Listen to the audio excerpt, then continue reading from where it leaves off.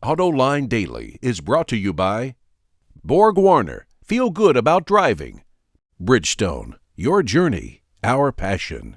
And by Dow Automotive Systems, improving durability and increasing design flexibility with Betamate structural adhesives at dowbetamate.com. Hello and welcome to a brand new episode of AutoLine Daily. It's Thursday, the 16th of May. I'm Drew Winter from wardsauto.com. Let's get to today's top stories. Honda left Formula One back in 2008, but now the automaker is returning to the series. The automaker is teaming up with McLaren, and the two will start racing in 2015 under the new McLaren-Honda team name. The Japanese automaker will develop and build the engines, plus an energy recovery system, while McLaren will develop the chassis and manage the team. And in other racing news, Renault just signed on as a technical partner with Formula E, a new racing series for electric vehicles that is sanctioned by the FIA. Renault will work with Spark Racing Technology, the company that will assemble the race cars, and help with the EV system. The series is scheduled to start next year and race in 10 cities. Cybersecurity is a hot topic these days in Washington, and now it's got the attention of the National Highway Traffic Safety Administration. Bloomberg reports that the agency has created a new office to make sure cars can't get hacked. NHTSA and other lawmakers are worried that the increase of electronics and other connected technology in cars will make it easier for someone to remotely access and disrupt the systems in vehicles. And in other safety news, the 2014 Subaru Forester was the only small SUV to pass the Insurance Institute for Highway Safety's new small overlap front crash test. The agency added the test last year in which 25% of a car's front end on the driver's side strikes a 5-foot-tall barrier at 40 miles per hour. Last year, out of the 11 mid-size luxury cars the IIHS tested, only 2 received good ratings. And in the most recent test of 11 small SUVs, only the Forester received a good rating, and the 2013 Mitsubishi Outlander was rated acceptable, while the rest received poor or marginal ratings. By now, most of us have seen the interior photos of the Mercedes 2014 S-Class, as well as a leaked photo of the exterior. Now the company is giving us more pictures to scan over and the details on all the technical bits. The car will offer 4 different powertrain options in its first year, 2 hybrid versions, a gasoline engine, and a diesel. It also uses cameras to scan the road for imperfections for adjusting the suspension. Has 300 LEDs in the interior that can be set to different colors, and even has 5 different fragrances it can emit. Apparently, Australian truck drivers ignore warning signs for low-hanging overpasses. So one company called Laservision came up with a solution it calls soft stop. If a driver with a truck that is too tall ignores a series of flashing warning lights, the soft stop system puts it into action.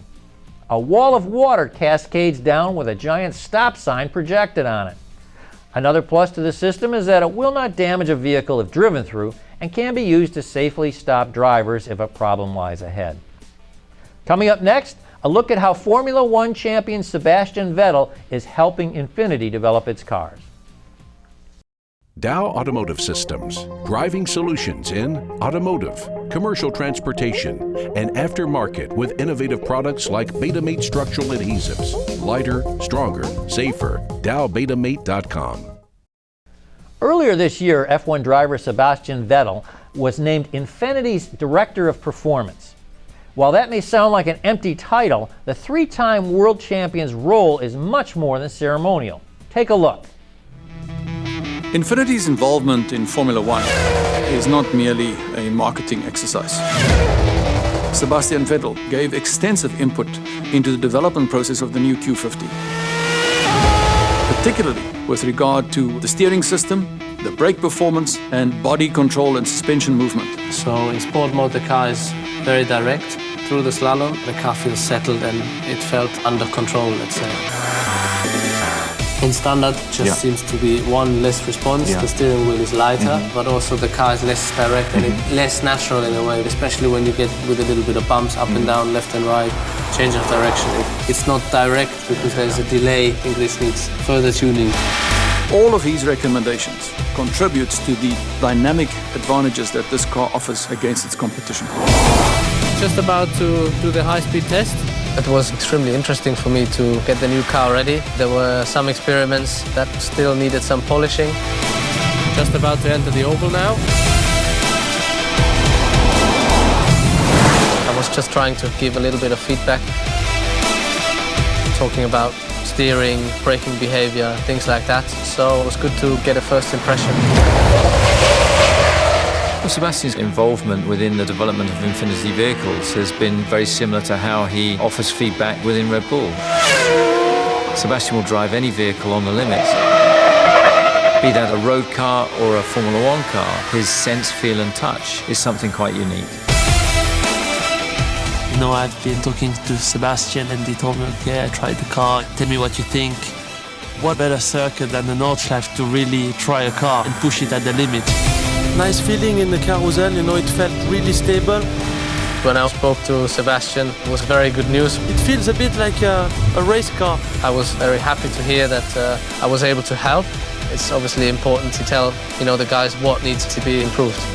The change of direction and the weight of the steering wheel is definitely great. I really like this. Every aspect of the car is better, from the steering to the suspension. Infiniti has worked really hard to improve it. It's gonna seduce a lot of young guys, and I'll be one of those because I'm sure that the people that will drive this car will feel something completely different to what they were used to, and this is what we want to achieve. We're less than 1 week from North America's only conference dedicated to the automotive interior.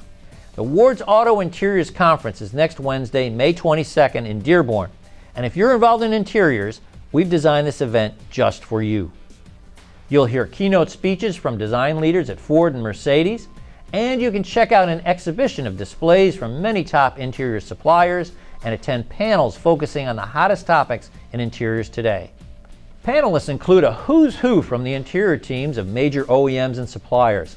A few names include Ryan Vaughn, lead interior designer performance cars at General Motors, Robert Walker, chief designer Jeep interiors for Chrysler, Robert Gilardi, design manager North America at Ford, Julian Montus, interior design manager for Mazda Design Americas, and Eric Klo, director of Cadillac Interior Design Studio at General Motors.